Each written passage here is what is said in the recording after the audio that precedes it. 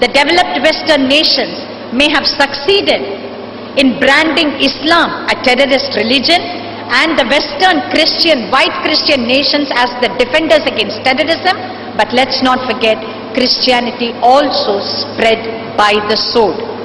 It was also intolerant. With the advent of democracy, which is also a Christian construct, when political Christianity had to accommodate people of other ways of life, and when Christianity devised other weapons of conquest, like evangelization, they made pluralism a virtue in their nation states. Hindu Dharma has always believed or has always subscribed to diversity. We don't need this Christian colonial concept of pluralism inside India. We have always been diverse. Pluralism, please understand, is multiculturalism, which is the new term for pluralism in Western democracies. This pluralism or multiculturalism is accommodating the indigestible elements of your society who refuse to become a part of the mainstream. Those elements which do not consider this territory to be their Matrubhumi, those elements which do not subscribe to Sanatana Dharma or Hinduism, those that insist that they will live as indigestible elements, but they seek accommodation within the broader diverse parameters of Hindu Dharma, these are the pluralist elements. And when white, Christian, colonial, Western democracies promote the concept of pluralism, this is for the non-white, non-Christian democracies like India, whereas they are rejecting multiculturalism in their own countries. The Australian Prime Minister is saying, subscribe to the Australian culture. The British Prime Minister is saying, subscribe to the British culture. Australian culture, American culture, British culture, please understand, is white Christian culture, whether Catholic or Protestant. And immigrants and migrants who seek citizenship or residency in their countries are demanded, it is demanded of them that they have proficiency in the English language and that they subscribe to the broad cultural values which are rooted in white Christianity. And this pluralism, they want India to accept as an integral part of Indian polity, and this subversion, it is this intellectual subversion which has launched Sonia Gandhi into the forefront of Indian polity. I personally consider the presence of Sonia Gandhi in Indian polity as much as an affront to my sensibilities as the mosque in Ayodhya, Kashi and Mathura. It is an affront to my sensibilities, to my Hindu sensibilities. This is success number 2. The third idea that they are propagating is the concept of South Asia. This concept of South Asia, which has no legitimacy, is a political construct with its origins in American think tanks, where they seek to subsume. Please understand one thing. If there is one thing that both Islam and Christianity are afraid of, it is Hindu nationalism.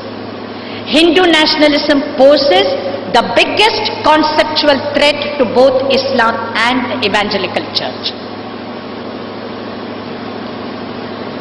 The third idea that they're propagating is the concept of South Asia, where they hope that India's territorial borders and her Hindu identity will be subsumed in the larger Muslim-dominated region of Pakistan and Bangladesh.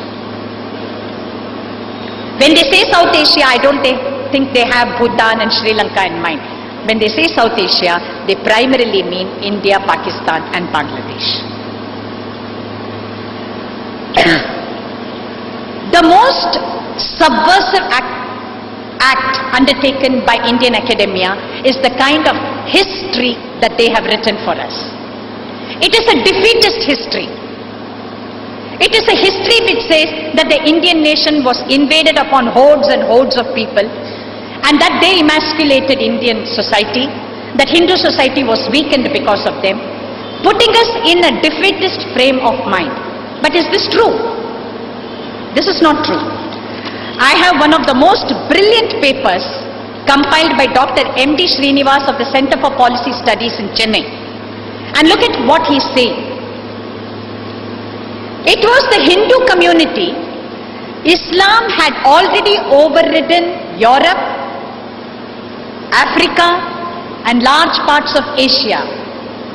But Hindu community kept off the Islamic invaders who could not get hold of foothold even in India between 600 and 1200 AD. Islam could not get a foothold here. And which were the Samrajas and Rajas which had held them off? The Chalukyas, the Rashtrakutas, the Karkotas of Kashmir, the Rajputs. They kept Islam away from getting even a foothold in India up till the 12th century. Once Islam got its foothold here, there were still large parts of India which were never under their control. Large parts of South India, Assam, Orissa, they were never under the Muslim rule for any great significant period of time. The Madurai Sultanate was thrown out within 30 years.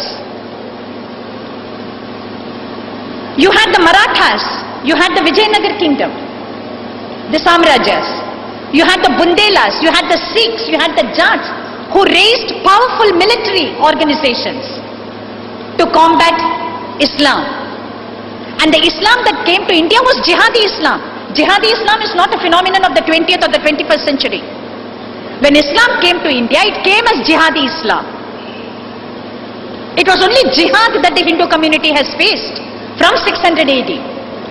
We never allowed them to set up any kind of government till 1200.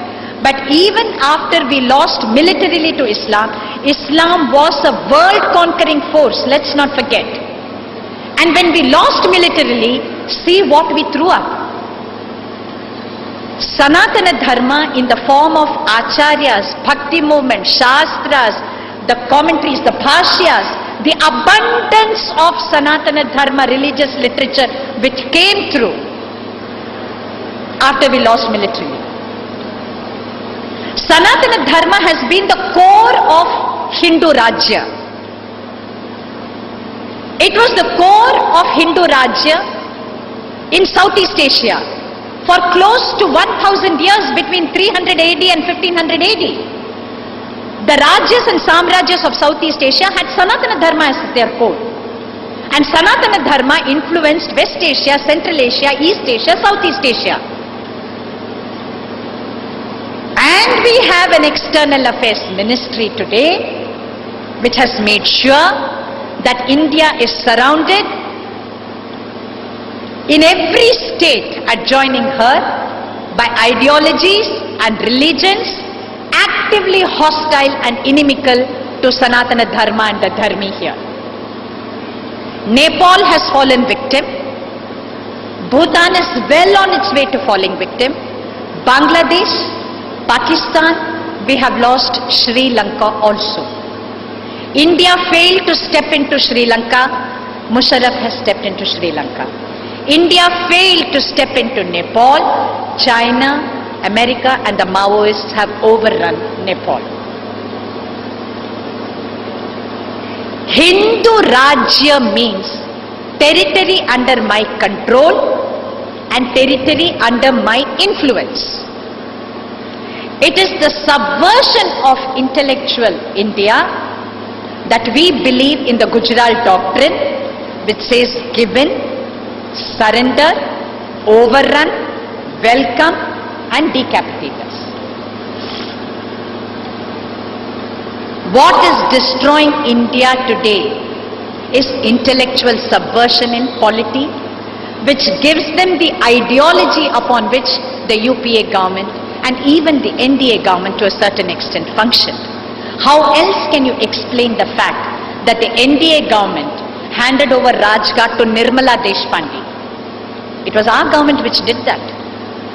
How else can you explain the fact that it was the NDA which made M.K. Narayanan a member of the National Security Advisory Board. It is intellectual subversion. We are so afraid of people calling us intolerant. When are we going to say, yes, there is a us and there is a them. There are those who belong, there are those who do not belong. But you are welcome. You will be provided with all comforts, respect, the freedom to practice your religion. But you cannot be a part of the Hindu Rashtra. You cannot participate in power. Do we have the courage? We had the courage, and that is why we remained the Hindu Rashtra and the Hindu Rajya. The day we opened all doors indiscriminately, and the day we used Vasudhaiva Kutumbakam as our defining characteristic without the strength, but from weakness, we have allowed intellectual subversion to weaken us to such an extent that 50 years after independence, the power returned to Hindus. But what kind of Hindus? Hindus who were ashamed to be Hindus, regressive Hindus, deracinated Hindus, Hindus who had no faith in their own civilization. It is Hindus who speak badly of the caste system. It is Hindus who speak badly about our Hindu acharyas and gurus. It is Hindus like C.P. Ramaswamy Iyer who advocated government control of temples. Intellectual subversion.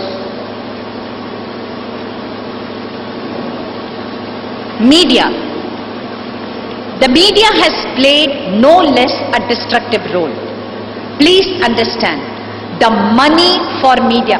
How many times has the Sangha Parivar bemoaned the fact that we are unable to bring out a national newspaper which will give the leading English dailies a run for their money because we think we don't have the resources. Then think of the kind of money that is going into the Hindu, the Times of India, NDTV, CNN, IBN. Please understand, this is money that is coming from outside. When these channels function, they do not have national interest in mind. They do not care about national interest. They have to answer to the hands that is pumping money into their channels and papers. Is it any wonder that they are anti-Hindu?